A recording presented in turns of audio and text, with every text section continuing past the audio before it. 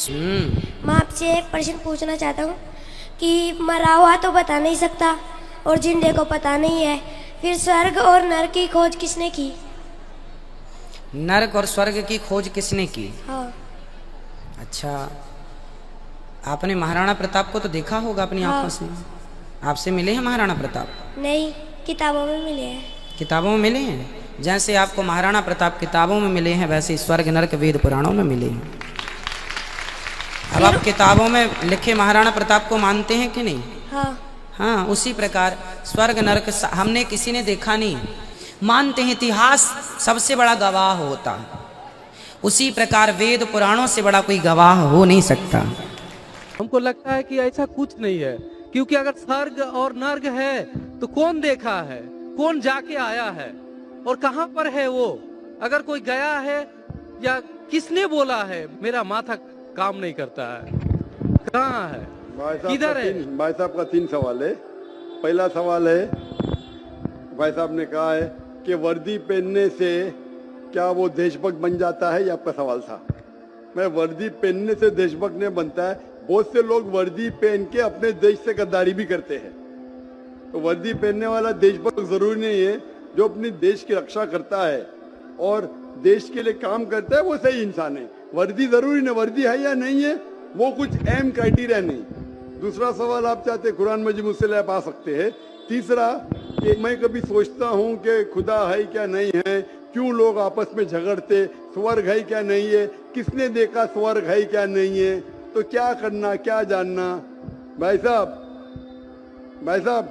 आपने कभी किसी को 10 मारने से खुद ही मारते देखा? भाई साहब नहीं देखा तो 10 मारने से खुद ही मारेंगे? मारो खुद ही ना, क्यों नहीं मारेंगे? क्यों नहीं मारेंगे? क्योंकि मर जाएंगे। मर जाएंगे। नहीं देखा फिर भी यकीन है। आपने किसी को मरते हुए देखा 10 मारने से खुद ही मारते हुए? नहीं सर। सुना सिर्फ ना? सुना है। सुना, यकीन क्या है ना अपनी बुद्धि पे।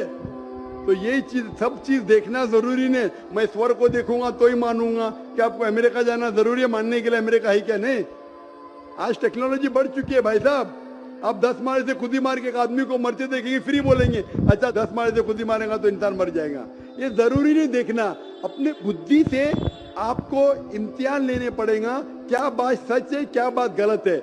जो आप जब पढ़ते हैं, जो शास्त्र पढ़ते हैं, जो आपकी बुद्धि को नहीं संतुष्ट करता है आप उसमें नहीं मानते, तो ऐसे शास्त्र पढ़ो जो आपकी बुद्धि को मनवाएगा। और मिसाल के तौर के ऊपर कुरान मजीद, आज अगर आप साइंस और टेक्नोलॉजी के हवाले से कुरान मजीद चेक करते, कुरान मजीद में एक भी आयत नहीं जो साइंस के खिलाफ है। मिसाल के तौर पे साइंस ने ये साबित नहीं की क्या स्वर्ग है या नरक है, बराबर। साइंस ने ये भी नहीं साबित की कि दूसरी जिंदगी है, पुनर्जन्म, लाइफ आफ्टर डेथ।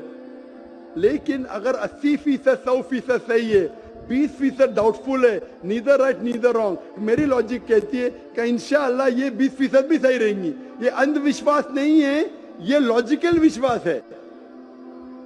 तो कुरान में बाकी साइंटिफिक फैक्ट के अलावा ये भी लिखा है कि स्वर्ग है नरक है। तो ऐसी किताब पढ़ो जिससे आपका मन संतुष्ट हो।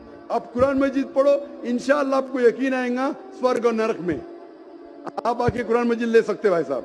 सर, स्वामी विवेकानंद बोलते हैं कि स्वर्ग और नर्क अपना दिल में है, तो ये कैसे बोल दिया? ये बहुत बड़ा पंडित है। स्वामी विवेकानंद ना के खुदा है क्या?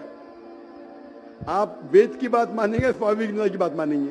सर, हम लोग यंग तो बहुत उसको फॉलो करते हैं। अगर कोई आदमी ने गलत किया, इंसान गलती कर सकता है क्या नहीं? इंसान गलती कर सकता है क्या नहीं? कर सकता है सर। कर सकता है। तो कोई इंसान कुछ चीज कहता है, आपको देखने पड़ेगा वो सही है क्या गलत है। मैं भी इंसान हूँ, मैं भी गलती कर सकता हूँ। गलती क्या तो बोलूंगा सॉरी भाई, इंसान हूँ, गलती कर सकता हूँ। कर सकते क्या नहीं? तो अगर स्वामी विवेकानंद वेद के खिलाफ बात करते तो उसकी बात मत मानो। जो बात वो वेद के मुताबिक करते वो बात मानो। आप समझ रहे? मेरा भी कोई जुमला मिला जो कुरान के खिलाफ है, मेरे जुमले को भी फेंक दो ना। स्वामी विवेकानंद दूर की बात है, मैं अगर कुछ कुरान और सही हदीस के खिलाफ बोल रहा हूँ तो मेरी बात भी मत मानो। मेरा 2 स्टैंडर्ड नहीं, मेरा डबल स्टैंडर्ड है, 1 स्टैंडर्ड है। जो खुदा ने बोला, खुदा की किताब को मानो, उसके ऊपर अमल करो। लोग अक्सर आपको खुदा की किताब से दूर लेके जाते। मैं यहाँ आया हूँ लोग को खुदा की किताब के नजदीक लेके आने के लिए।